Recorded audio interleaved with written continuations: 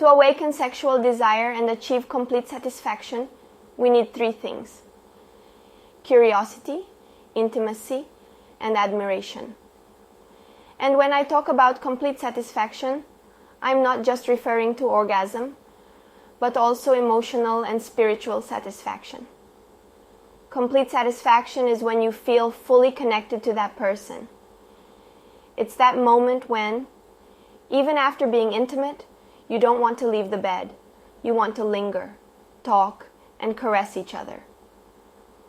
Complete satisfaction comes when you feel that moment of intimacy has brought you even closer. You are connected in body, soul, and spirit. Perhaps, as I say this, you may be recalling the last time this happened. If it was recently, you must be feeling excited. And if it has been a long time, you must be really frustrated now. And maybe you're justifying it by thinking, oh, but in the beginning, it's like this, and then everything changes. Well, I need to tell you that it's not quite like that. Certainly, the sexual aspect of life fluctuates over time, but it should always return to the highest point, which is that true and deep satisfaction. A marriage has its ups and downs, which means the highs should be there. As Charlie Brown used to say, there are days of struggle and days of glory. And I want to help you find those days of glory in your marriage. To start, you should always keep in mind that sexual life begins with intimacy. And intimacy is not about seeing each other naked, but sharing your daily life with each other. Simple things you did. What made you laugh today? Your thoughts on what happened. And that's when the atmosphere starts to heat up for real. The more you strengthen this everyday intimacy with your partner, the better your sex life will be. Because they will start looking at you more and feel that you are also paying more attention to them. Intimacy starts with a, "How was your day?" Or, "Come sit with me to watch this movie." Or, "Let's go for a walk today." Nothing I'm saying here is new to you. You already knew this. But perhaps you've forgotten how much of a difference it makes in your marriage. These moments of togetherness will balance both of your lives. You come home married from work, maybe with high debts, legal issues, family problems, and even illnesses. There are many problems you need to solve every day, which can drain you. Instead of coming home and isolating yourself, you should be enjoying life with the person you love. That person is your support. They will lift you up when you fall. They are your strength. Be by their side. So far, I've given you tips to make the other person feel seen by you. But to have a pleasurable sex life, you also need to spice things up. Besides feeling seen, they need to feel desired. This is where you learn to complement each other, not just with words, but with actions. You know that moment when a woman is washing dishes or cooking, and her husband comes up from behind, gives her a hug, and nuzzles her neck? I've never heard a woman complain about that. She will probably laugh and reciprocate because she will feel desired. Every woman needs to feel desired. You know when a man buys a new shirt and asks for your opinion? If you tell him he looks stronger, he will definitely buy it.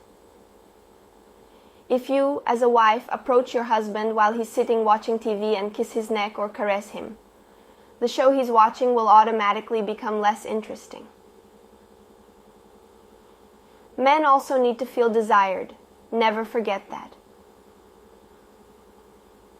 You shouldn't show that you desire each other only when you intend to have relations, but throughout the day. And doing it before going to work or at a time when you won't be available will leave your partner wanting you until you return. It's a healthy kind of longing. In addition to increasing intimacy and showing that you're attracted to each other, you also need to show how much you value your partner. Make it clear in which areas you admire them. If they cook well, praise it. If they work hard for the family, praise it.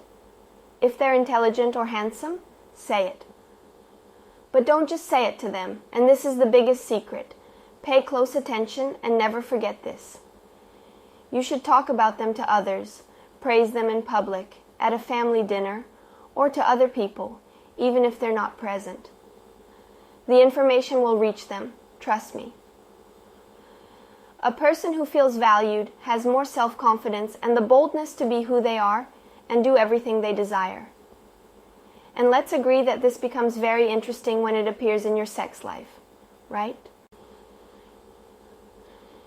Everything I've been talking about so far may have brought back some memories of how you used to be in the past. That means you know how to do this. You know how to be like this. It's not as difficult as it seems. I know that in a marriage where conflicts are at their peak, it seems very difficult to take any loving action. But love, before being a feeling, is an action. It's being with the other person, honoring the commitment and alliance you made one day. Your marriage is your responsibility. You need to be mature and act for the good of your family, not just to fulfill your feelings. If you're here looking only for empty seduction techniques, you're listening to the wrong podcast. I work based on self-responsibility and self-giving. After you've built up this favorable atmosphere for true intimacy, it's very important to ensure that you have opportunities for intimacy, because lack of time is one of the top excuses for a lack of sex. So, make sure you have time. Create an opportunity for the relationship to happen. You can go to bed earlier or spend the weekend lying together watching a movie, for example. Get the kids to bed early and have time with your spouse. Have dinner together and enjoy that moment. There are many options. Be creative. In addition to everything I've said, there's something very important you need to do. Remember when you were dating and you were going to meet him? Before you put on nice clothes, shaved, applied perfume, carefully groomed your beard, washed your hair with that shampoo that made it look better. You cared about your appearance, wanted to look good for the other person. Does that still happen? If you've stopped doing it, it's time to bring it back. Stop wearing those old underwear. Stop wearing that horrible nightgown to sleep. Take care of yourself. A healthy sex life is also a construction. It needs occasional maintenance for the days of glory to return.